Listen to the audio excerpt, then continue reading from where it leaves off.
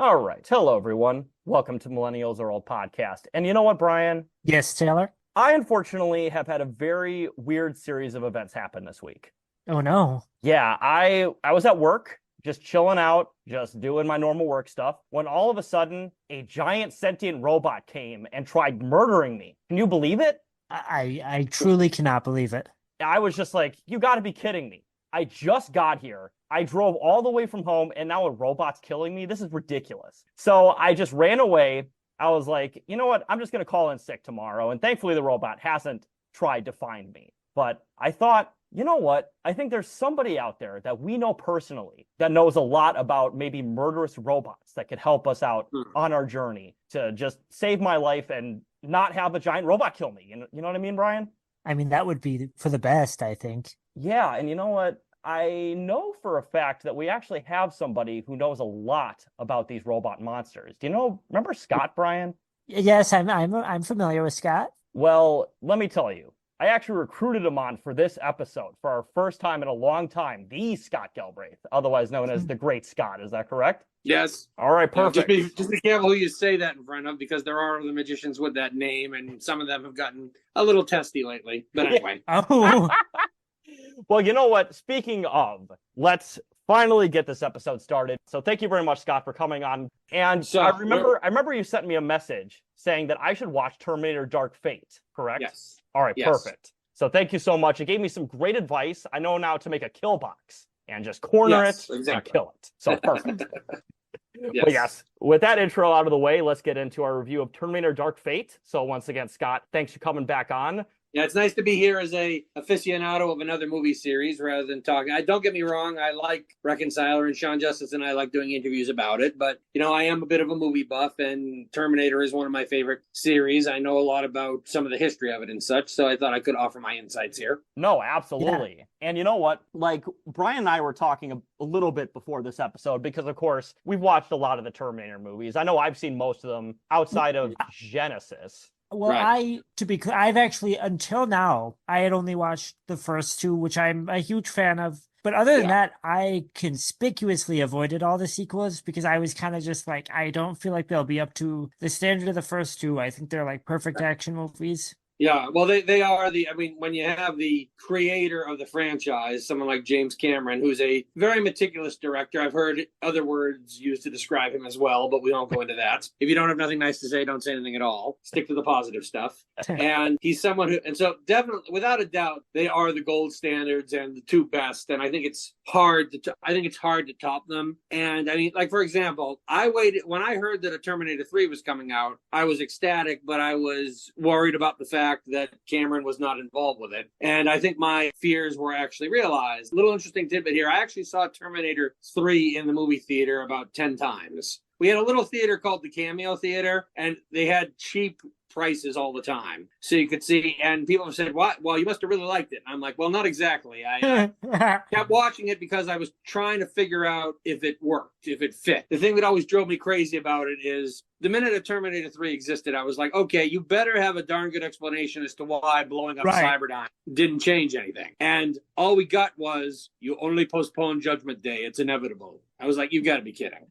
I remember when you told me about that, because I still have not watched Rise of the Machines. Yeah. But when you told me that, you gave me a little background on it. And I remember thinking that as an explanation, that's pretty disrespectful to the first two films. Because they're such thoughtful films. Those first two films, Cameron worked so hard to make it consistent and to have a continuity. And to just write that off is, I don't know, it's not cool. Look, with the benefit of hindsight, Terminator 3 was basically a cash grab, even for Arnold Schwarzenegger. Just to give you guys a little bit of context here. Now, there's always a chance that somebody's going to watch this review, put something in the comments. There's a chance I don't have all of this 100% correct, but here is the history as I understand it, okay? Terminator was a movie that Cameron made. It was kind of his big break. He was pretty much close to broke when they made the first one. And then he said in an interview 7 years later, it was inevitable that a Terminator sequel would get made, so he wanted to be at the helm, making sure everything was great. We got the masterpiece of Terminator 2 Judgment Day because of that. Oh, for sure.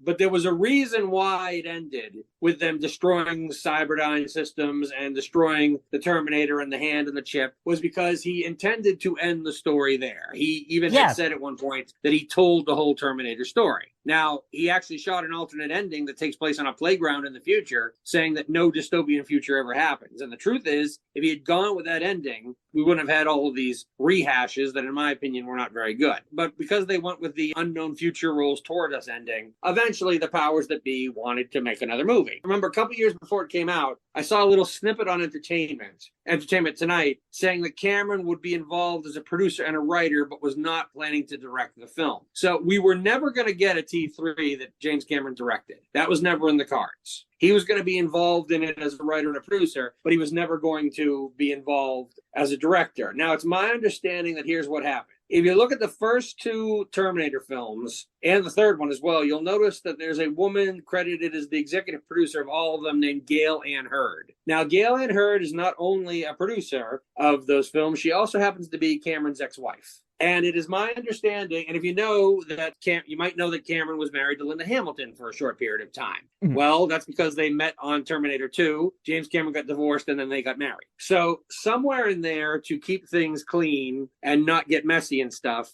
James Cameron agreed to be bought out of him and his ex-wife's production company, and he sold his share for $1. Not realizing the rights to the Terminator films went with it.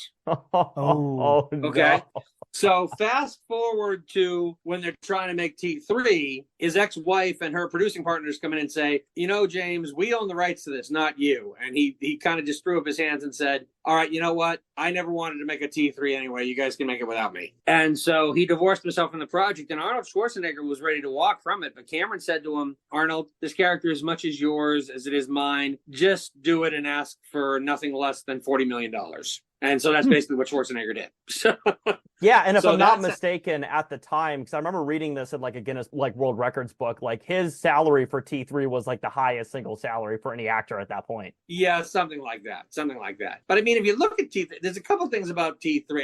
Brian, I realize that you did not see it. But first of all, Jonathan Mostrow, the new director, even said that more of the movie was supposed to take place at night, and they changed that because they were shooting during the summer and they had short nights. But both of the first two movies take place, most of the movies are at night. So that's one thing that stylistically looks very different about the third film. Secondly, in my opinion, I think T3 is almost to the first two Terminators what Batman Forever is to the first two Batman movies. Okay. If that makes any sense. Yes, I think so. Yeah. So I wanted to draw a comparison. So, you know, at the time I was trying to find ways to make it work. The rationalization I'd come up with was, you know, just because if you give two people a destination to go to and one has a map, but one doesn't, the person who has the map is going to get there quicker. So I said to myself, okay, I guess that blowing up Cyberdyne wasn't preventing technology from going in that direction. They just took away the map, so they didn't get there as quickly. That was my rationale as to why blowing up Cyberdyne didn't blow it up. So this movie is followed by Terminator Salvation, which is the only one that doesn't have Arnold, and then an attempt to reboot it with Terminator Genesis. What is Terminator Genesis in a nutshell? It's let's take the formula adopted by the Star Trek movie or Days of Future Past and hit the reset button, is essentially what Genesis. They use time travel to basically erase the events of the first two movies. Yeah, and Genesis was the only one I haven't seen. I've seen every other Terminator movie. Okay. All right. But I mean, there's a lot of unanswered questions, but there was a continuous problem. There's a problem that both T3 and Genesis have, in my opinion, and that's the fact that they basically, Arnold is just doing the same thing in T3 and Genesis and T2, just not as well. It's just T800 they kept on finding reasons to make him the good guy again. And so when I heard that Terminator Dark Fate was going to be made and Cameron was back, that the script was based on a story he had written and that he was a producer, I was like, okay, if this is a direct sequel to T2, obviously more time has passed, but I think that Dark Fate is the closest to what we would have gotten back in 2003 had Cameron stayed involved in T3. I think, Scott, you saying that, for me, you may have made a post on Facebook, and I like reading your reviews of movies and things. I think, pretty thoughtful. And I really had consciously avoided Terminator sequels. I think I'm not even sure if I knew that Dark Fate existed, if I'm being completely honest, because I was so checked out of the franchise. And I saw your post and I was like, oh, that's interesting. And I saw that you said that Cameron was involved, and I was like, oh, that's very interesting. Yeah. Well, you see, the thing is, I think there's a reason everybody's questioning now. Even Cameron himself is saying, they're talking about doing a complete reboot that doesn't have any of the old actors in a couple of years because enough time has passed that the rights have reverted back to Cameron. But he's on record by saying that maybe trying to bring back Schwarzenegger and Linda Hamilton was a mistake. And if I could talk to Cameron, I would say, no, that wasn't a mistake. The mistake was having studios who wanted to make money off your characters do 3 pitiful films in between was the mistake. Because of those... Because of Rise of the Machine, Salvation, and Genesis, people had franchise fatigue. Yeah, I firmly believe if Dark Fate had come out back when T3 first came out, it would have been a success. Oh, no, Yeah. I totally agree. Like, just Salvation, for example, right? Like, I think that's maybe the single weakest Terminator movie. Because, I mean, like, you got the guy who directed it, Mick G. What was he before? He was mostly a music video director. He directed the first Charlie's Angels movies. He's a guy that really doesn't have any kind of interesting or unique style versus James Cameron, who is, like, the blockbuster king. So to have a guy who has no style versus the blockbuster king, I'm like, what a downgrade. Yeah, Cameron being someone who takes, like, auteur theory and sort of like that sort of highbrow approach of like Hitchcock or someone to like these big crowd pleasing movies. I would have a question for Mick G if I ever asked him about Terminator Salvation, and that would be, what exactly did Claire Danes and Nick Stahl do to you? Why didn't you, if this was a direct sequel to T3, why did you not bring them back? Why did you feel the need to do another recast? No, exactly. And you know what? Now that we've gotten our preamble out of the way, I just want to get into some details of the film real quick. Right. So, of course, once again, we're talking about Terminator Dark Fate, the 6th Terminator movie, I believe. By the way, we're not going to be able to talk about this in detail unless we talk about things that would fall into spoiler territory. So we might want to say to the viewers, spoiler alert here. So yes. Very much spoiler alert, because we usually go through a full synopsis. All right, but so the details here. So it came out in 2019. It was rated R, and this is actually the first Terminator movie since Terminator 3 that was rated R. Although I personally think, and maybe you, Brian, and Scott might disagree, but I personally think they could have easily made this movie a PG-13. It seems like they're trying pretty hard to make it a rated R movie. I'm being honest. They probably could have. I don't know if this is an R in the way that like Terminator 2 is, at least for its time, a pretty hard R. There isn't anything like, you know, the liquid knife stuff into in this. It's very possible that they pushed for it to be an R because, you know, the last 2 are PG-13 and maybe they wanted to differentiate it from those movies. Or they could have just fallen to the F-bomb rule territory. Do you guys know what that is? Yep, you get one non-sexual use of the F word in a PG-13 movie. There were enough F-bombs from Linda Hamilton alone to get this an R rating. No, she was trying. She was trying really hard. But that's another thing that I liked about this one was the fact that this one has more continuity as a sequel to Part 2 because not only do you have Arnold back, but you have Linda Hamilton back. Oh, yeah. And it's great to see Linda Hamilton. She's great in this, as always. And oh, absolutely. You know, she's even good in movies that are bad, like Children of the Corn.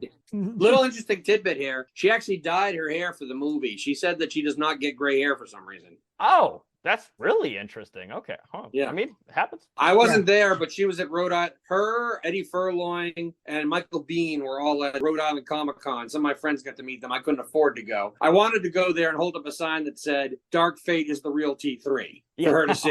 But I saw her. Yeah, she doesn't have any, her hair's brown. Oh, interesting. And then we're talking about Mick G and David Cameron, but this movie is directed by somebody else, directed by Tim Miller. Tim Miller, who I think did Deadpool? Yes, he did. And he also was a producer on the recent Sonic movies, and he also was a producer on a handful of video games. And it was written by David S. Goyer. Now, I have a lot of opinions about David S. Goyer. Do you have any opinions on David S. Goyer, Scott? He's the guy who wrote the Blade trilogy, right? And directed the third one? Yes, he was the one that directed the one where Wesley Snipes refused to open his eyes. You know that story? No, I don't, actually. Sorry. So Wesley Snipes, by the time of Blade 3, he was basically over just being in these movies. I think he was probably facing his tax trial, if I'm not mistaken. He was just really moody on the set. And there was a scene where he's like asleep and he refused to open his eyes. So David S. Goyer had like the special effects people like CG his eyes open. I've heard stories. He's one of many actors I've heard stories about not being easy to work with. So no, he is not. I also think, Brian, that's the Blade movie with Patton Oswalt in it, although it could be wrong. Yes, it is. It is. Yes. God, that we talk about franchises falling apart. Man, the Blade franchise fell apart at that point. Jesus. It's coming back, supposedly. Oh, is it really? Oh, Yeah, it keeps on getting delayed. I don't know. Yeah, There's always we'll see. you always We'll hear see. about delay. Every time the wind blows, you hear about some kind of delay about a movie franchise or whatever. So oh no. I mean, you would absolutely.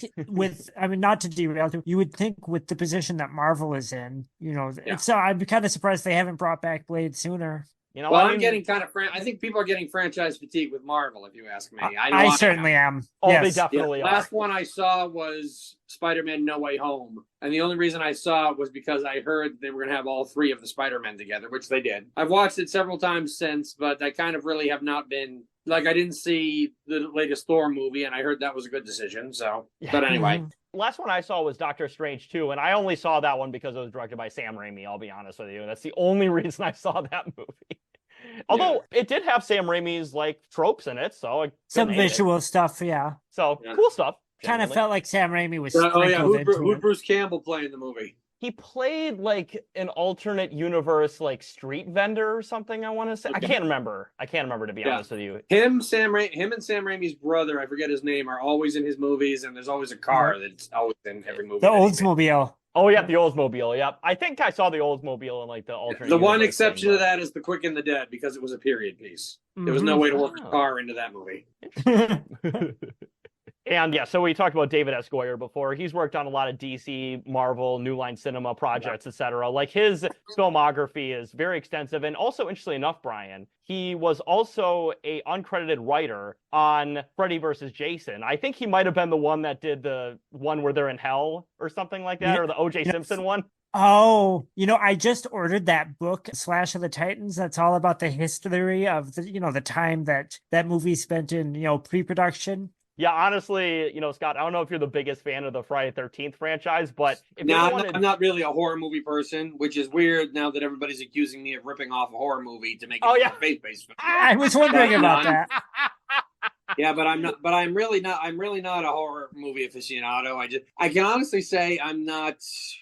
At the risk of getting off on a tangent here, I'm not a huge fan, given my background as a man of faith, I'm not a huge fan of the supernatural stuff. But I think that, to be honest with you, one of the only horror genres that I stayed with for the first three was Scream, because there was no horror movie elements to them as far as supernatural stuff. And underneath it was a classic, can you guess the killer? It's a great whodunit. Yeah, exactly. But I don't know why they're pushing it to 7. The idea that these killers keep on getting copycatted is starting to get ludicrous. Yeah.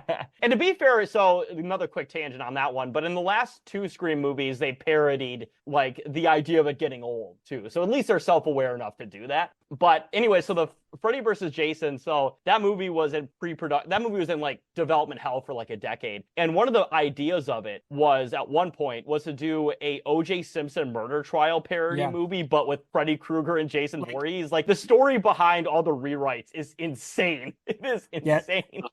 Yeah, Taylor, I just ordered a book about that. I'll send it to you when I'm done. Yeah, and David S. Goyer was one of the people who wrote, I think, some of the treaties of that before Ronnie Yu came aboard and made what is Freddy vs. Jason today. But God, the stories behind the development hell of Freddy vs. Jason are just absolutely wild. Oh, yeah. We could be here all day if we talk about all the movies that I've heard of that have gone through rewrites before they hit the screen. Yeah. And some of it, you want to know why sometimes a bad movie gets made because you don't have the budget you want. Case in point, my screenwriting debut. But also, one of the other things that a lot of people don't realize is that studio interference can very much kill a film as well. I think that's kind of what happened with Terminator 3 Rise of the Machines. Now, let me explain what studio interference is. There's a reason why, and you could even go into the genre that I work in, which is the faith-based film world. Now, have you guys ever heard of PureFlix? Oh, yes. I'm very familiar with PureFlix. Yeah, okay, yes, all right. Well, PureFlix has made, let's be honest here, a lot of films that are, in my opinion, really not up to par. And there's a reason for that.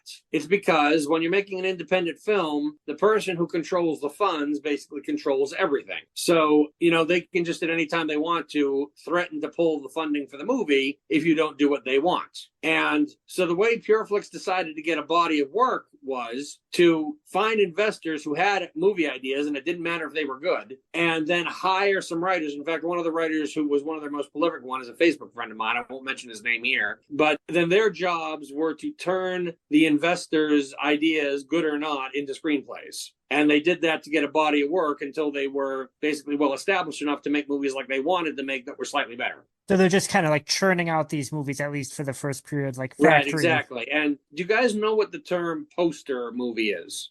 It's like the idea of like creating a movie with a good poster and then selling that idea of a movie, right? Well, yeah, basically studios' attitudes towards it is, okay, we're going to make this. It doesn't matter that we don't have a good script. We're going to make all of our money before word of mouth kills us. You know what I mean? And to be honest with you, that's kind of what I think Terminator 3 was. Their approach to it was, it doesn't matter that we've changed the theme to there's no fate but what you make to it's your destiny and Judgment Day is inevitable. It doesn't matter that the stylistically doesn't match. We're just going to make another Terminator film and we're going to lamely explain why the last movie didn't change anything. So yeah, they had Arnold, they had name recognition. They could already count on making their money back. Yeah, exactly. In some way, in my opinion, T3 is a little bit of a parody of the first two. Like that scene with the star glasses after he comes out of the strip club, you never would have seen that in the first two films. Oh, yeah, I do remember that. As little as I remember about T3, I do remember that part. Yeah.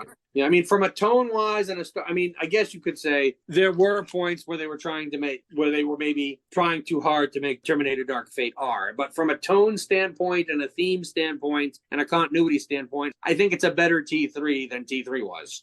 For me, the thing that defines the first two Terminator films that Dark Fate has, and I was really pleased to see, is this sense of dread and kind of like holding on to like hope and perseverance like through that. Yeah. Being surrounded by darkness and kind of pushing forward through it. And I felt like that was in Dark Fate, which I was happy to see. Yeah. Also, what they did with Schwarzenegger in Dark Fate was purely Cameron's idea, because I'd always said this, okay, Schwarzenegger's the bad guy in the first one, he's the hero in the second one. You could make a third movie where you're not repeating yourself somewhere, and I never saw another way around it. But what he said is that, okay, we've seen a Terminator program to be bad, we've seen a Terminator program to be good. What if we did a T-800 who's not programmed at all? He makes his own choice. And so that's where the idea of the Terminator who calls himself Carl came from.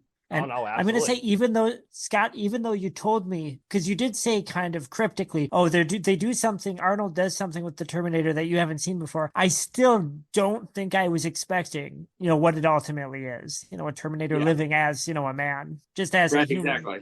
And you have to remember, the scene where we see him, he's watching a football game. He's slicing up limes to prepare beers for the ladies and stuff like that. You have to remember that in T2, the original version, not the extended cut, he says, we see all the things that John Connor teaches him how to do in T2. So this I hate calling him Carl, but this T-800 who calls himself Carl is basically that times 20 years. He's absorbed all of this. Exactly, yeah. Although I will say one of my favorite moments in the movie is after Linda Hamilton saying earlier in the movie that she would never call him Carl and she needs him to wake up to save the new hero. She goes, "Carl, get up!" And he wakes right up. I thought that was a great moment. There's also a scene when they all meet up at Carl's house where he's petting like a dog. And in the original Terminator movies, like dogs are terrified of Terminators. Yeah, well, this dog, someone pointed out this dog also could have been raised from puppy age with him around, so he wouldn't have done anything different. There's a whole bunch of reasons as to why that could have happened. One interesting tidbit about Carl is, do you want to know why Carl runs a drape company? That was an inside joke, because in real life, one of Schwarzenegger's hobbies is interior designing. Oh, and while I think of it, I know I'm hitting you guys with a lot of info here, but I know a lot about this. No, great. That's great. Yeah. There's a scene where Carl sends his family, for lack of a better term, off. And he says, "What did you tell them?" And the last thing he goes, "And I told them I won't be back." That line was actually not in the script. Schwarzenegger asked it to be in there because he had told the powers that be that regardless of what the box office was with this movie, this was his last Terminator film. That's interesting that's the reason, because that's probably the most affecting moment of the film, like emotionally. Like that kind of got to me. So it's interesting that there was also, not just an emotional arc reason, but a practical reason for that. Me and my best friend Ben saw the movie together, and our favorite moment is when he goes to put the glasses on, looks at himself in the mirror, and puts them down. Yeah, I also, when I say Carl out loud, it does feel weird, but there is like a dimension to it. There's like a sense of resignation, I guess, to the way Arnold does it. The Terminator is affecting this humanity, and he isn't ever really going to be fully of it, but that, he's content to be good to the people around him. I don't know. There's something that really works for me emotionally about that arc. Yes. The moment that I decided that it was a better way to round out the trilogy was when Grace, the augmented hero that gets sent back, when she says to Linda Hamilton, "What's Skynet?" And I was like, thank you. You guys are doing a much better job. Just with that one line, I'm like, you're already doing a better job than T3 of explaining stuff. No, absolutely. And you know what? Before we get any further here, I just want to do just a little bit of a quick synopsis because, obviously we usually go through a pretty in-depth synopsis here, but you know what? I don't want to go too in-depth. And like I said, I still have a giant robot chasing me. So I'm just trying to get as much information as I possibly can get out of you. Does he have an Austrian accent, by the way? He does not. He actually has an Australian accent, which I was very taken aback by because I'm like, Australia, completely different parts of the world, but whatever. Anyways. But yeah, so this movie is, I believe, set in the year like 2019, 2020, around our timeline. And, we were talking about how this movie is, kind of a sequel / reboot, etc. A lot of the Terminator movies tried to be sequels, reboots after T2, and I think they all failed pretty miserably, except for this one, to be honest with you. It's a direct sequel to T2. That's how Cameron said it should be looked at. It's basically just like the Halloween franchise, the Terminator franchise is now Choose Your Own Adventure. Yes, exactly. And you're totally right because, the very, very first scene in this movie is in 1998, 3 years after the events of T2. You see Sarah and John Connor just chilling out in Guatemala, and then you have a T-800 just murdering John Connor right away. So it's like, well, all right, there we are. Well, the minute they did that, they weren't going to repeat anything that they did in the movies with John Connor being a future leader. That's like almost a statement of purpose. It's like, well, we're not messing around. We're not playing games here. John Connor is dead. Yeah. And then we once again, go back in go forward in the future in 2020. And a advanced Terminator, Rev 9, played by the actor Gabriel Luna, is sent back to Mexico City to murder Danny Ramos, who is at that moment, just kind of unidentified young lady. But just like a Terminator is just chasing after this poor young girl. What could he possibly want with her? And no, I think it's a little bit before the film. That's when Grace shows up, played by Mackenzie Davis. And interestingly enough, we were talking about a little trivia. So in the scene where she comes from the sky and drops down completely naked, apparently she chose to be totally naked in the scene. They offered her a chance to wear nude clothing or whatever, but she decided to go full bore. You mentioned that in a Jimmy Kimmel interview. I was just like, okay, sure, why not? I thought that was funny.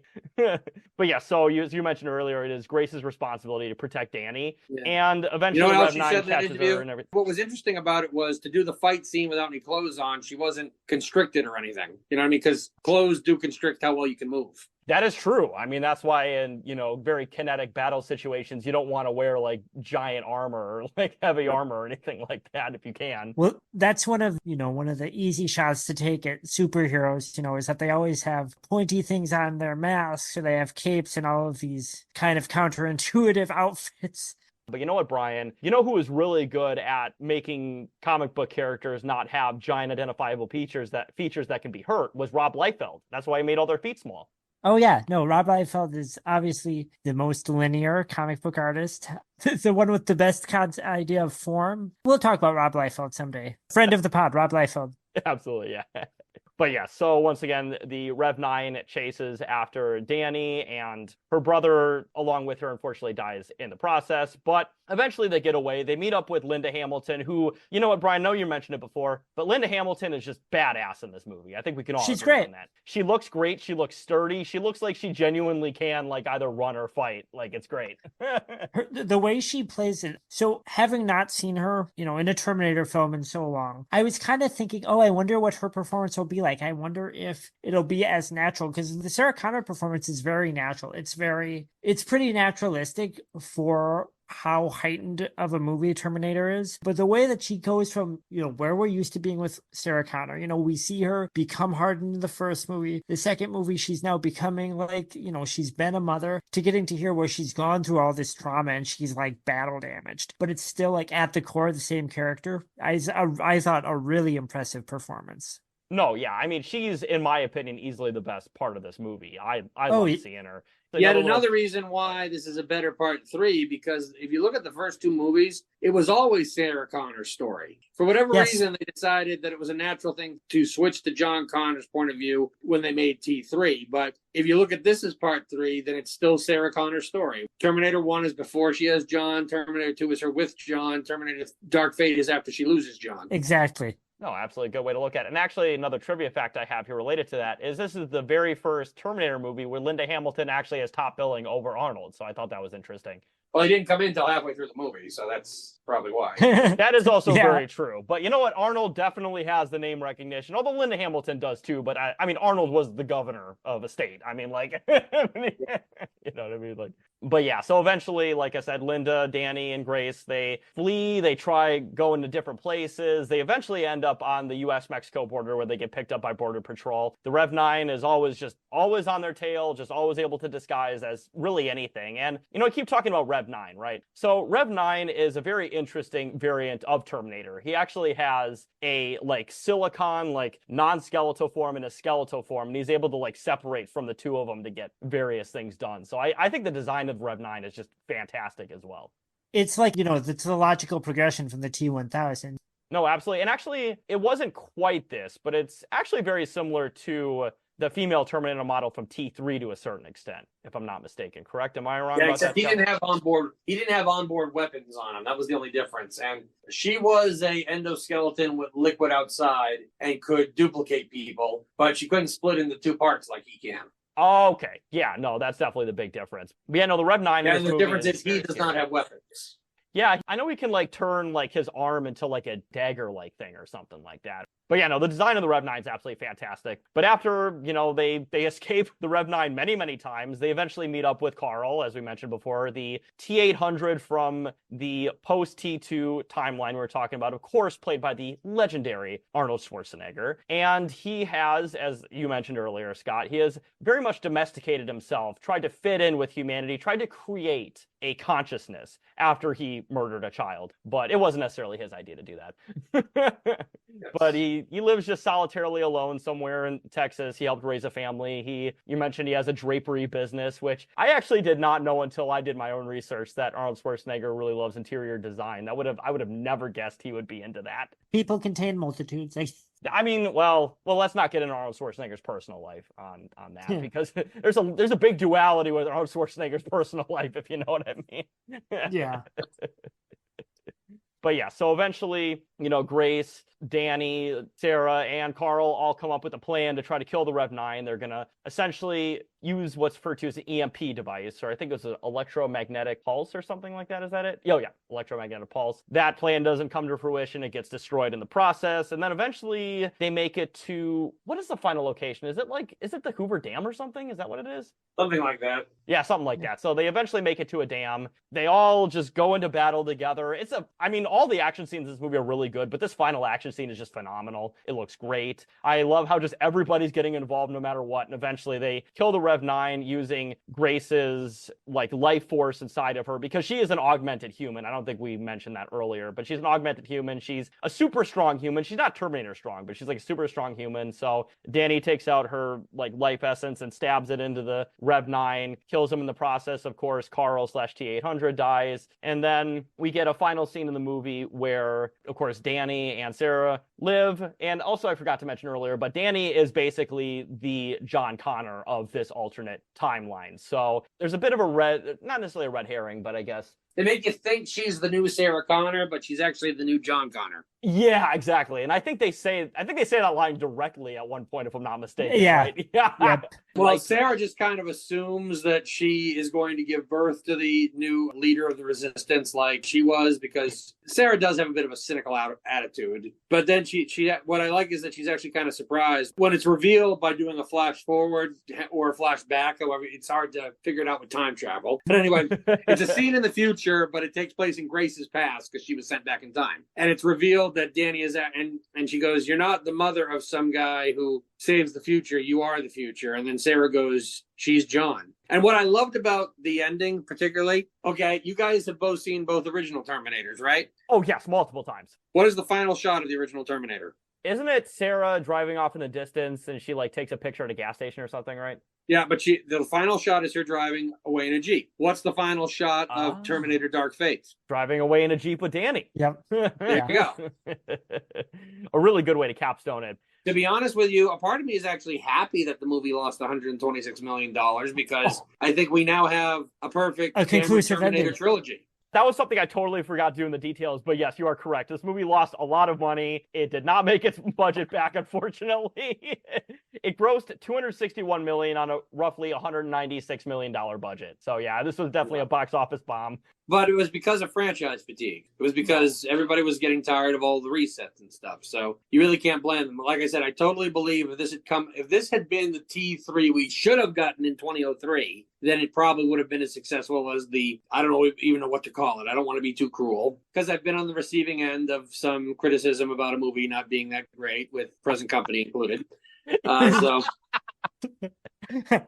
Oh man, it's wild. Well, watching this movie, it was in the back of my head. I was like, and I have to agree, Scott, this gives like a very, a satisfying conclusion to the series, which already to me had a satisfying conclusion with Terminator 2. But I kept thinking, oh, it's almost like this movie, and I mean this in a positive, but it's sort of like, it's almost like it was engineered to bring it back to that satisfying ending that the subsequent films took away from. No, I totally agree. Because, Terminator Salvation, that's like an offshoot movie. So, it was supposed to be what the future that they were planning in T1 and T2 was even in the first place. But T3 is probably one of the biggest gut punch movie endings of any major movie. It's just like, oh, great. Like, it is a terrible ending. I would have to agree with you on that. That was one of the things I didn't like about it the most. And I'm pretty sure that's probably one of the most maligned things about that movie is the ending, and that's saying something. Yeah.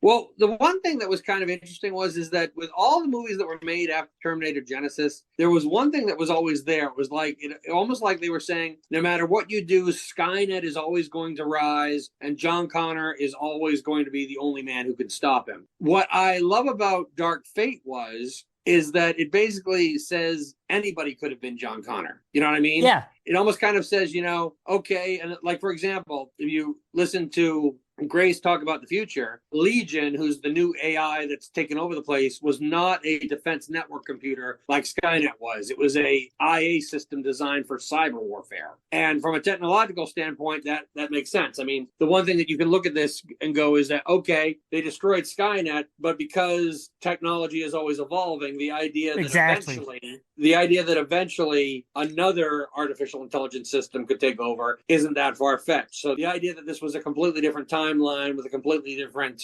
IA system taking over, I thought was a better explanation than just Judgment Day is inevitable. So, and not to put too fine a point on it, but that whole Judgment Day is inevitable thing, that to me seems, it does seem disrespectful to the first two movies, which were crafted with a lot of care, and which, the point of those movies, the reason that so many people like them isn't just because there's a cool robot in them, it's because there's a real emotional core to them. And I think just writing that off and saying, oh, it's because of Judgment Day and Skynet's, you can do whatever, but Skynet will always come back. It's like, well, no, that's not the rules that you established. We watched Sarah and John go through all this turmoil and things, and now you're going to tell me that was for nothing? Like, exactly. I don't accept that. And you know what? Also, Brian, Scott, I should say, you mentioned about the idea that anybody could be John Connor. It's kind of the idea of the great man theory, which is the idea of oh, well, there was a great man in history, like Napoleon or, George Washington or whatever. And it's like, well, if it wasn't for those people, we wouldn't be here today. But if you look at the material reality of any time frame, theoretically, anybody could have gone and just figured out a way to manipulate the material reality of the time to be their own great man of history.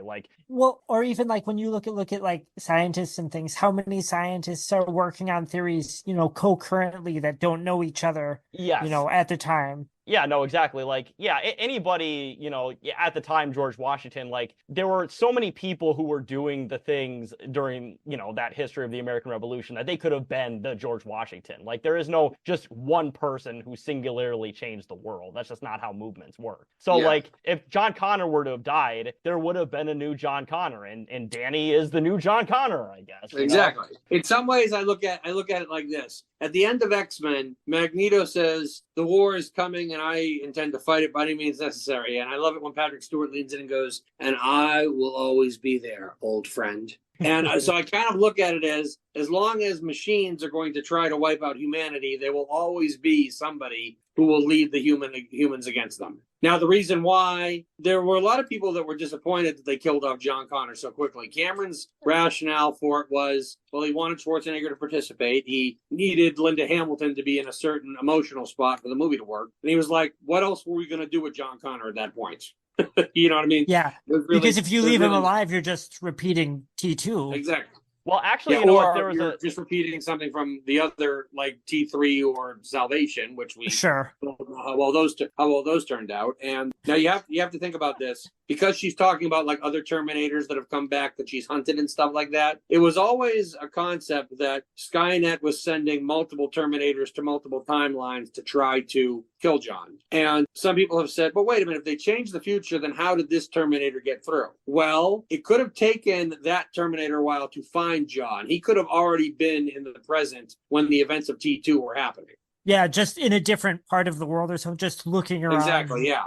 Looking through phone books. Yeah, exactly. Looking through phone books. Took them a while to track it down, and some people have said, well, how come no resistance fighter was sent through to stop this one? Well, I have a theory about that as well. I think that when you come to this might be a little complicated, but when it comes to time travel, there's what's known as the chicken and the egg scenario. Like, for example, in essence, the future that they ended up stopping was created by stuff that came back from that future in the first place, including John Connor himself. You know what I mean? He was fathered by a soldier from the future. The idea for Skynet came from machine parts that Skynet created in the future. You know what I mean? So in some ways, I think the reason why Kyle Reese and the good T-800 from T2 were allowed to follow the other ones back was it was almost like you'd have a paradox if they were not allowed to do that, which is why the two heroes succeeded in both those films. But the minute that future didn't exist, in some ways, you could almost say that the T-800 taking out John Connor at the beginning of Dark Fate is like the timeline correcting itself. It's like, okay, that bad future doesn't happen anymore. We don't need John Connor anymore. So that's why no resistance fighter got through to protect him, because there was no need to protect him. It's almost like, no, you can't have it both ways. You can't have the future that doesn't exist anymore and still have the hero of humanity. So we got to get rid of him. Bang. I am going to admit that when I was first watching this film and I learned that John dies in this and dies as a child, although I like the film and I think it works, my initial response to that was that feeling of disappointment. But as I got farther into the film, I overcame it. But there is a thing, and this is part of, maybe this is sort of a sensitivity on my part, where I always have an issue, and I didn't in this film because they do it for a reason. I hate when you watch a character who's the protagonist of a movie, and you go through all their trials and tribulations, and you really bond with them, and then the sequel comes and they just kill them right away. Like, like, not that she's the protagonist, but for instance, like in Alien 3, we watch her go through all of this stuff, and, she goes through so much pain and suffering to succeed, and then the third movie's just like, oh, she just died. And I'm always like, well, that sucks. In this instance, I don't feel like they did that, because obviously they did it for a reason and it works. But my initial thought was of that. Yeah. Oh, by the way, if you're wondering how they pulled off that scene with everybody looking so great, they were all body doubles with Linda Hamilton, Eddie Furlong, and Arnold Schwarzenegger's faces digitally put on them. Yeah, and actually one of the trivia details I had was about that. So you were talking about how they just killed like John Connor off like right away. Apparently there were supposed to be a couple more scenes of just like them existing before that happened, but apparently the CGI just was too terrible. That's what James Cameron said. Because you don't really see John here. He's pretty blurry, which is a good call. And you know what, though, to be fair, if anybody's going to have any advice on what good CG is or isn't, I trust James Cameron's judgment on that. Like, I don't know if you saw the most recent Avatar movie, Brian, but like the CG in that movie is so wild. It's impeccable. Just impeccable. That's a good word. Yeah, the third one's coming out next Christmas, I heard. Well, I think supposedly he has the fourth film already written, is what I have heard. I mean, I still think in terms of CG, I think even with all of the quote unquote advancements we've made in effects and things, I still think T2 is the gold standard for computer animation in a live action movie. I still think that's the best it's ever looked, is probably T2. Oh, by the way, here's a bit of special effects trivia for T2. Do you remember the scene when he duplicates the guard at the insane asylum and then kills him? Yes. That's not a special effects shot. That shot was done with twin brothers, Dan and Don Stanton. That's awesome. I don't think I knew. That's awesome. Which is one of the reasons why when Louis the Guard as T-1000 dragging dead Louis the Guard into the closet looks so good is because it's not special effects. It's because they didn't have to do it. Those twins were also in Gremlins 2, by the way. Oh, I just watched Gremlins 2. They were the twin inventors. Yeah, I figured as soon as you said But no, honestly, yeah, just so my final thoughts on this film, no. I think this is a fantastic movie, and I think, in my opinion, I think this is a solid third place for Terminator movies. Like, just solid third place. And for as classic as the first two Terminator movies is, that's saying a lot. Yeah, I mean, my final thought on this is, and again, I'm saying this as I'm the only one here who has not seen any of the other sequels after T2. I've seen, of course, the first two many times. Well, then you Is got to this see movie- it like it actually was T3. Congratulations. When Yeah. you say, so my original plan, Scott, my original plan was to still watch Rise of the Machines so that I could have some context for the comparison. But then when you were talking about it, and you said that, you said like, oh, you have an opportunity to see it as like the third movie. And I was like, oh, I should see it that way then. I should, and then if I want to, I can always go back and you guys have pretty much affirmed me in not seeing Rise of the Machines.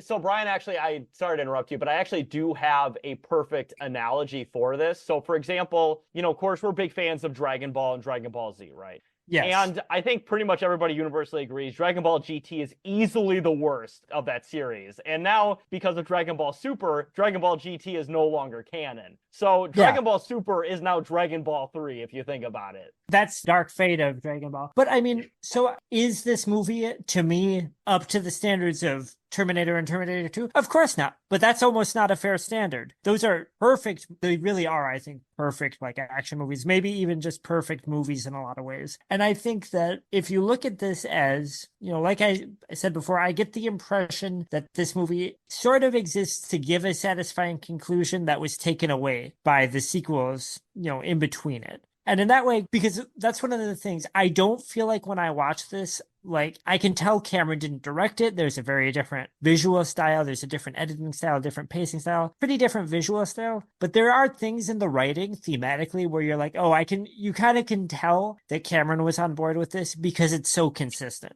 He didn't write the screenplay. He wrote the original treatment for the film.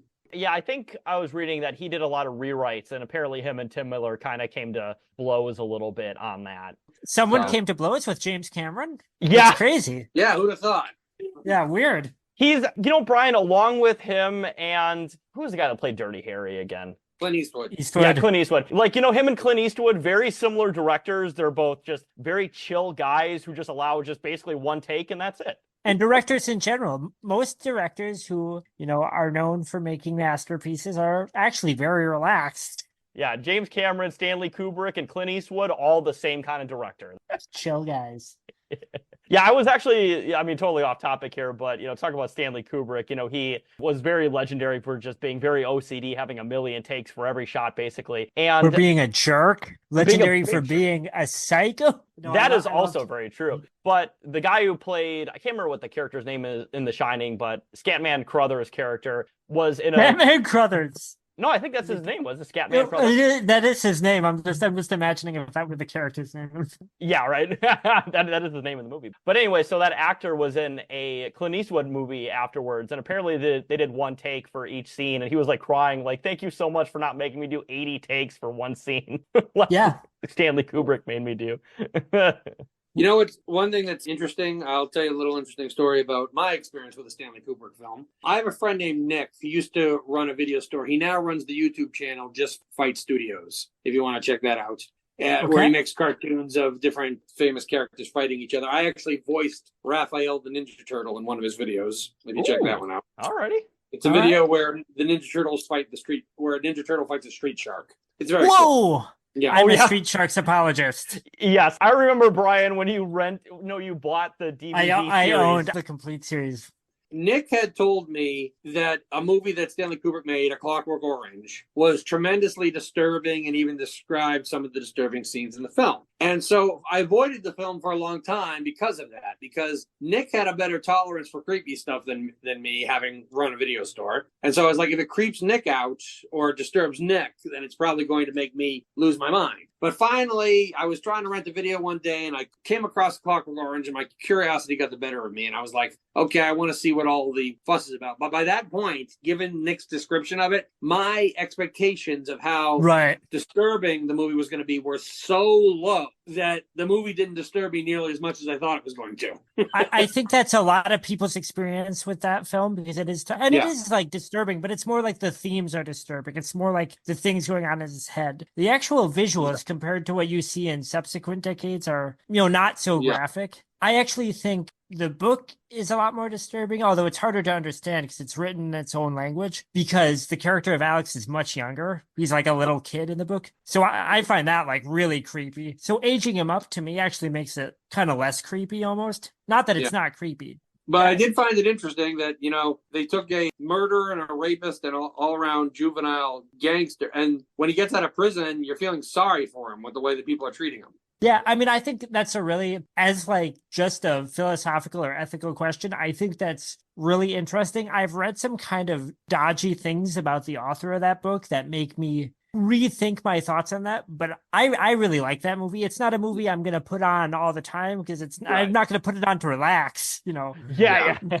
Anyway, I'm sorry. We kind of got off topic here. We kind of got onto a different movie. Right? No, it's all good. Terminator Dark Fate. Yeah. I'm known for my rabbit trails, as you know. So it's all good. So are we. It's good. But you know what? I think it's time, Brian, to talk about tangents. Let's get into our Amazon reviews. And you know what, Brian? Oh, Scott, you have no idea. Oh, yes. I hate the reviews. You hate the reviews? They're the bane of my existence. But yeah, so our regular segment at the very end, after we reviewed our movie and had our final thoughts, we have some Amazon reviews. And I usually try to find some very insightful, very intelligent, very thoughtful Amazon reviews for every movie. When you guys reviewed my movie, you found the review that I wrote. Yeah. It's actually really funny. Oh, never mind. I won't get into it. But yeah, so yeah, I did find the one on IMDb. Yeah, yeah, of course. Oh, Lord. But yeah, so our Amazon There's not an reviews. independent filmmaker alive who has not done that, I promise you. Oh, no. In all honesty, I believe, yeah. After that review came out, you told us that. I'm like, yeah, you know what? That's totally fine. That tracks. I always upvote our posts on YouTube to get some engagement just from us, Everybody does the same thing. Anyway, the reviews you were saying. But yes, so I found 3 Amazon reviews for this movie, and this movie on Amazon had the most reviews out of anything we've ever covered on the show, even more so than Brian's favorite movie we reviewed, Law Abiding Citizen. Would you believe it? The reviews for that were so bad, Scott. Yeah. They were pretty terrible. But speaking of not terrible reviews, let's get into our first review here. So our first review is from the user No, which I believe was Dr. No before he got his doctorate, although I could be wrong about that. And they give this movie 5 stars. And the head of the review says, good. And the body of the review says, good. Which, honestly, Brian, I think you would agree that is a good review. Yeah. Taylor, I'm going to tell you something, and I don't know if you remember. You found the exact same review on our last episode. Did I really? It was like good, and then the body of the review was good movie or something. Do you think there's like one person who's just always posting good? Just that's all they do, and they use multiple burner accounts? They probably just either post good or bad, and that's the whole review. I mean, it is good. I will accept that review. It's short. Well, speaking of short, let's get into our next review here from Esther C, who gives us 5 stars. And the header of the review says, enjoy. And the body of the review says, good old movie, first time seeing it, and likes it. Okay. Probably someone that's ESL. Yeah. Or, the name Esther makes me think they're probably very old, too. Oh, yeah. Esther's a cool name, but that is an old name. All right. Good. Did you say Esther? Yes. Esther. Yeah, I've read her book. The Book of Esther. Never mind. Oh, isn't that? I think it's a biblical reference, is it not? It's the name of one of the I'm books of the Bible. That's a joke people in my background tell. You hear someone who has the name of the book of the Bible, and you go, "Oh, I've read your book." I was thinking of The Bell Jar by Sylvia Plath. I love 2 totally different literary traditions right there.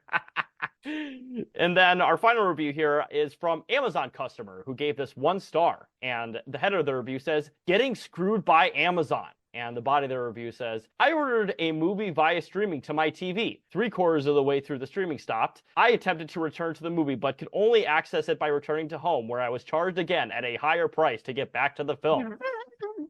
I then discovered that Amazon has no way of protesting a payment via the net or any other way for that matter. I'm sure that's not true. You absolutely can contest a payment on Amazon for a digital rental. There's always one like this. There's always someone who their Amazon doesn't work, so they give the movie itself a bad rating. They're dragging down the average rating of a movie. I also love a lot of this review here too, because it actually goes perfectly with the theme of Terminator, because Amazon has now become sentient. It will never give you a refund no matter what. That's why it didn't want this person to watch the film. It's like, no, you can't see the valuable information. Maybe Amazon sent the robot that's been chasing you, Brian. Taylor.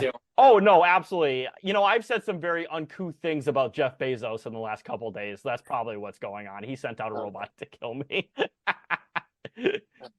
But yeah, so those are our Amazon reviews. I attempted to find other reviews, I'm going to be honest with you, but a lot of the reviews are, going to be honest, not very pleasant, which tends to happen with some of our more popular movies. You generally get a lot of knuckle-dragging, incredibly intelligent people posting intelligent commentary on the internet. Any classic franchise that's been around for a long time that has a new installment, obviously you're going to get a lot of people that are just mad, that are frothing. No, exactly. It's like, they made Linda Hamilton too old. It's like that kind of crap in there. It's just like, she's like 70. Give her a break. I'm curious what the bad reviews for this movie are like. So I can imagine someone who's a big fan of the first two movies that just has impossible standards, because you can't come into any movie, I think, going, I want this to be as good or better than Terminator 2. I don't think that's realistic, but I'm sure those people exist. But I'm wondering, are there people who are like, why isn't it more like Rise of the Machines? Why isn't it more like Salvation? Why isn't it more like the Sarah Connor Chronicles? I did want to ask, I wanted to ask Scott about that, because I have a friend who likes the Terminator franchise who really liked the Sarah Connor Chronicles. But again, I've never seen it. I don't know anything about it. Well, to be honest with you, it's another retcon of just like the one thing, if you go to Terminator franchise on Wikipedia, they have a chart on how the timelines work. That's always a good sign. Everything from the first two movies is set, okay? But there are three directions you can go after T2. You can go the Rise of the Machines and Salvation route, you can go the Dark Fate route, or you can go the Sarah Connor Chronicles route. They all contradict each other. Like, for example, one of the most interesting things is, Taylor, I don't know if you noticed this, but Dark Fate is Sarah Connor is still alive and John Connor is dead. T3 is the opposite of that. John Connor's alive and Sarah's dead. Oh, yeah, because I think they mentioned offhand that Sarah Connor's dead in the third movie, don't they? Yeah, they say that she died of leukemia, and she died the day after the machines were supposed to rise on August 29th. Yeah. Now, here's what's interesting. In the Sarah Connor Chronicles, it begins just after T2, and then two more machines show up, one to protect John, one to try to kill him. And, of course, the one who's there to protect them looks like a girl his age, played by Summer Glau of Firefly fame. And they end up finding a time machine. They actually jump to 2007. And then in a subsequent episode, that Terminator reveals to Sarah Connor, who is played by an actress who now everybody now knows from Game of Thrones, by the way, that she would have died of cancer. And so Sarah starts like exercising more and taking more vitamins and stuff like that to see if she can cut it off at the pass, so to speak. So they do acknowledge the fact that, okay, this series is retconning T3 and Salvation. So it literally is choose your own adventure. It's like, okay, which direction do you want to go after T2? Oh, wait a second. They really made Emilia Clarke, Sarah Connor, and Terminator Genesis? I did not know that. That is a bizarre casting choice to me. And then in Terminator Genesis, they made Emilia Clarke, but it was another actress from Game of Thrones who plays her in the Sarah Connor Chronicles. Oh, are you serious? That's really funny. She was the gal with the black hair. She played Mama in Dread. I'll be honest, I've never watched Game of Thrones, and I'm not familiar with Dredd, I'll be honest with you. I cannot tell you. But I just knew Emilia Clarke, because I knew she was in Terminator Genesis. That's the only reason I knew that one. And I was like, man. Well, actually, Terminator Genesis does something that Sarah Connor Chronicles does as well, which is it has Reese and Sarah Connor jump into the future, effectively retconning the other two films. And what's funny is, basically in that movie, somebody sends the new T-800 back to Sarah Connor when she's a child to protect her from that point on, and they know everything else that's going to happen, and they end up taking out the T-800 from the original Terminator before he can do anything, and they meet up with Kyle Reese, and they don't even know they call this guy Pops, because he basically kind of raised Sarah after another Terminator tried to kill her and wound up killing her parents. And it's very convoluted, and we don't know who sent him back. The information was deleted from Pops' memory. But when they time jump into the future, when Reese and Sarah Connor time jump into the future, the Terminator stays in present day and says, I'll meet you guys when you arrive. I'll take the long way. And when they get there, his hair is all gray and everything. And people were like, they made Schwarzenegger's hair gray. And every time I heard that, I laughed because, no, they didn't. He stopped dying from the role. Yeah, God, that just sounds like a mess. I'll be honest with you. Like this whole timeline. Wait, so you said they jumped in the future? They can time travel into the future? Apparently. But I thought the whole thing was that they can go back in time, but they can't ever go back into the future. I thought that was the thing about the Terminator. Yeah, that's what I thought. That's what I thought, which is one of the reasons why I'm not crazy about Genesis or the Sarah Connor Chronicles. Because some of the incarnations in between T2 and Dark Fate have gone with the concept of, okay, if we want to start over, let's just use the time travel element to retcon stuff. Yeah. And to be honest with you, in my opinion, that's a lazy way out. It's cheap. I totally agree. It's cheap. And you know what? It kind of reminds me of convoluted storylines. It kind of reminds me of the Legend of Zelda timeline too, because there's like 3 different timelines of that entire series, and you just kind of have to figure out exactly. I don't think there's a Zelda timeline. I reject. Did you guys ever watch? You guys ever watch The Flash? Not the new movie with Ezra Miller, the TV show on CW. The CW show, yeah. Okay, I like that show. Do not get me wrong, but there were a ton of elements to The Flash, not just time travel. The CW show is borderline a time travel show rather than a superhero show, in my opinion. I mean, how many villains are trying to kill Barry for stuff he hasn't even done yet on that show? Yeah. You know what I mean? How many different futures did they erase in the 7 seasons the show was on? What's funny to me about that, are you a comic book guy at all, Scott? Yeah, I'm not an aficionado, but I know a lot of stuff. So go ahead. The place that's coming from, this is such a tangent, but this is fun for me. And I also like the Flash TV show. It's a type of writer superhero story that I think is sort of getting ignored now. I was glad to see it. Kind of reminded me of a 60s superhero thing. So there is a time travel element to the Flash, and that the idea is that he can go so fast if he pushes himself that it disrupts space. But that's supposed to be a big deal. Like that's supposed to be a thing that like wipes him out and nearly kills him. But then it became a convenient storytelling tool. And now it's all of a sudden he does it anytime he goes kind of fast. But the original idea was that the Flash could disrupt time by, exhausting himself. There was a DC animated movie, I think it was called Justice League Dark or something like that, where basically a whole bunch of like really horrible stuff happens. And then the movie ends with Constantine talking to the Flash and saying, you know what you have to do. And the Flash just runs real fast, and it's implied that he's basically hitting the reset button. So it was basically a movie so they could do every horrific thing that they wanted. And then at the end, the Flash just run fast and wipe it all out. Anyway.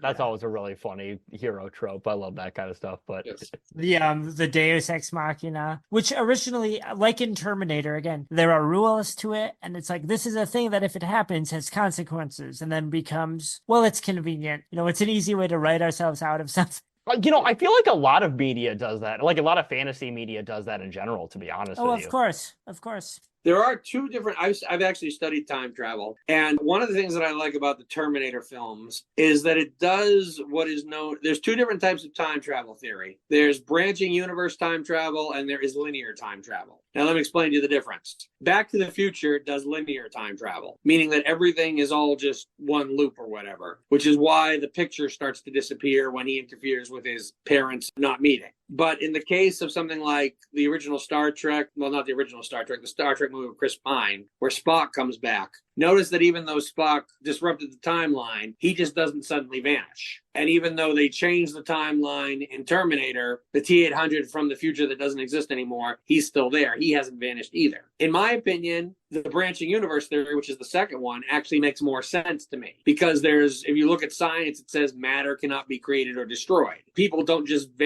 cease to exist. They don't just vanish. That's science fantasy. So I always thought that the things that they do where things are more like when Reese says in the first movie, one possible future from your point of view. So just because someone came from a future that no longer exists, they don't just cease to exist, if that makes any sense. Yeah, I wanted to ask you when we interviewed you and Sean, because I see your lithographs behind you, and I always like asking people this. What's your favorite Back to the Future film, Scott? I think I'm in the minority in the fact that I like the third one the best. There's a lot of people who say the 2 sequels are subpar compared to the first one. But I mean, like during the pandemic, one of my favorite movie theaters did a special outdoor screening of the first movie. And I went there so excited, but 20 minutes into it, I was like, yeah, seen this, heard that. And by the end of the movie, I wanted to go home and watch the 2 sequels. I've never seen the third movie. I've only seen the first 2, so I think that's an interesting It's good. How in the heck did you not see the second one? Ends with a cliffhanger. How did you not? Yeah, I don't know, man. So I remember seeing the first one probably like back in, I don't know, high school, childhood, somewhere along there. And I didn't see the second one until you're talking about local theaters, until my local theater actually had a screening of it on like the future day in Back to the Future 2. So that's why they had the special screening for it. And I was like, sure, I'll go see it. And then for whatever reason, I just never got around to seeing part 3.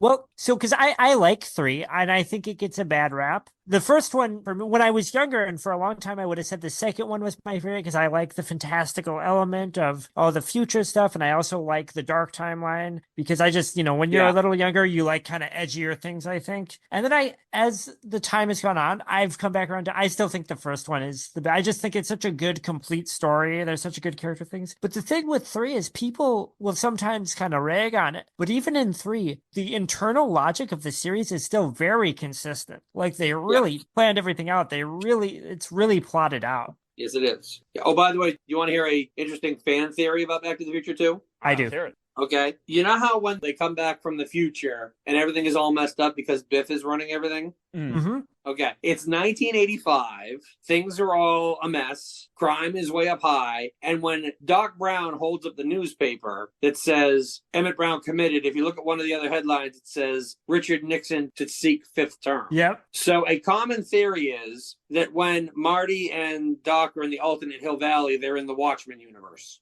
Oh, that's fun. I like that. Yeah. And I saw 2 people arguing about it online once, and they go, well, then why don't we see any superheroes? And they're like, because all the superheroes are in New York. Hill Valley's in California. But they said, but if Doc and Marty had flown the DeLorean to New York, they would have run into Dr. Manhattan. Because in Watchmen, I mean, this is a fan theory, but entertaining that in Watchmen, it's not like there are superheroes everywhere. There's like a handful of them. Right. Yeah, and they're mostly outlawed and stuff. And actually, there's an I think that at some point, I will tell you guys a funny story. Maybe after we cook off, I'll tell you a funny story about the sequels to Back to the Future, which is another franchise I know a lot about. But it's getting late here, so yes, I think you said final thoughts a half hour ago. Yeah, yes. No. I'm sorry, Scott. I was just about to ask you because, we're all just elderly at this point. Every time I try to get up, my knees creak and I just need to go to sleep. So we usually do our pluggables at the very end here. Scott, do you have any pluggables considering you're our honored guest and helped save me from the Jeff Bezos monster that's chasing me? Yes, Scott, do you have any pluggables? Anything we want to plug? Well, actually, I do have something I would like to plug. Me and Sean Justice, who you mentioned earlier, we made a short film after we made The Reconciler called Lucifer and the Father, and we had always intended it to be the pilot episode for a series. So we want to try to make a second episode so people will start asking, when will there be more? So we have a GoFundMe up for the Lucifer and the Father sequel. And we had an Indiegogo one for a while, and we raised a little bit of money with that, but we're trying to. So if you want to check out the Lucifer and the Father Facebook page, you can watch the first movie. It's only 23 minutes long, and if you like it, you can donate to the GoFundMe to help us make the second one. I did my second viewing of the Lucifer and the Father pilot last night. We'll continue. Again, I don't know if you've heard, we have continued to shout out the Indiegogo on remaining episodes, and we'll post the link. Indiegogo campaign's actually over. Indiegogo only gives you 60 days to do it. But GoFundMe, you can go for years. So the GoFundMe one is the one you want to spread around now. Of course. Yes, absolutely. Because, we definitely posted the Indiegogo one in our subsequent episodes. But, now that we're doing the GoFundMe, I'm really excited for the GoFundMe because, you're right. It could just go forever. So, yes. And it says the goal is 10,000. Is that correct? Yeah, we made the first one for 5,000, but we want to make this one for a little bit more because, first of all, we have a bigger cast. And second of all, Sean essentially edited the first movie for free because we forgot to add in money to pay him for the time it would take him to put the film together. So I was like, Sean, you're getting paid this time. So we figured out with the actors and stuff like that. But the minute we hit 6,000, we can start filming. We just have to make the rest of the money later on so that we can pay Sean to edit the film. Because if he's getting paid to edit the film, he can edit it quicker. If he's doing it out of the goodness of his heart, he has to do it when he has downtime from work and not obligations. If every person that listens to this podcast donates $3,000, you will almost have hit 10,000. Hey, you know what, Brian? Listen, wait, 3,000? Yeah, because you, me, and Anthony. Yeah, that's everything. Yes, that's right. Actually, at this point, we have about $1,200 already raised from the Indiegogo and from what people have given. Fantastic. Go from the already. So I'm going to round it up. So we still need $9,000, which means we only need 1,000 people willing to donate $9 each. Good way to look at it. I'll do double. I'll put 18. That'd be very nice of you. That's very nice of you. It's also, oh, by the way, Robert Shepard, who plays the role of God in Lucifer and the Father, he'd be a great guest for you guys to have sometime. He loves being interviewed. He's a veteran actor with more than 100 credits to his name. He was in Steven Spielberg's Lincoln, for example. Oh. Yes. In all honesty, refer them over to us. Send an email at themillennialsareoldpodcast@gmail.com. 100%. I will look up to that, or I will look into that. He could probably tell you a lot of stories. So you can check it. You can check him out on IMDb. Just go to the Lucifer and the Father page and click on Robert Shepard, who plays the father, and you'll see he did a fabulous job in the movie as well. So one of the reasons why we want to make a second one is we really liked working together. Absolutely. I'll send you a link on the inbox of Twitter in a little bit of our email. And just please refer that information over to us. That would be really cool. I'll be honest. That would be really cool. All right, sounds good. All right. Well, so it's your guys' podcast. So how do you normally sign off here? So we normally do our pluggables too, actually, because... I'll go right in. Yeah, I just took another 10 minutes doing mine. My bad. It's all good. I mean, you're our guest. And once again, you did save my life from the Jeff Bezos Terminator. So I think it's only right to let you have the first pluggables. So yes, but I'll do my pluggables first. So you can follow me at Carlos Chantor on twitter.com. And also, anybody who's listening, of course, follow us on our YouTube channel at the Millennials Are Old Podcast, and also follow us on Spotify at Millennials Are Old Podcast. And we are uploading every episode simultaneously on both Spotify and YouTube. Yeah, and again, follow the Millennials Are Old, the Facebook page. I'm still curating a long list of weirdly active Facebook groups where, the user base is mostly boomers and older Gen Xers that talk about pop culture. It's really fun to see the arguments too, and the things they bring up that sometimes are things we've talked about in the past. Join the Billy Jack group. It's wild. I talk about it every podcast, but it's so fun seeing people reminisce about such a strange old movie series, and a movie series that's very dear to my heart. And follow the Millennials. It's just Millennials Are Old Pod on Instagram. Post all the same stuff, but then you get to see me attach music, songs that I like, where I can show off my cool taste to the episode link. That's about it. That's all I've got going on these days, you guys. Heck yeah. So with all that, have a good night, everybody. Thank you once again, Scott, for coming on our show. We really appreciate it, man. No problem. Really, it was a lot of fun. All right, have a good one.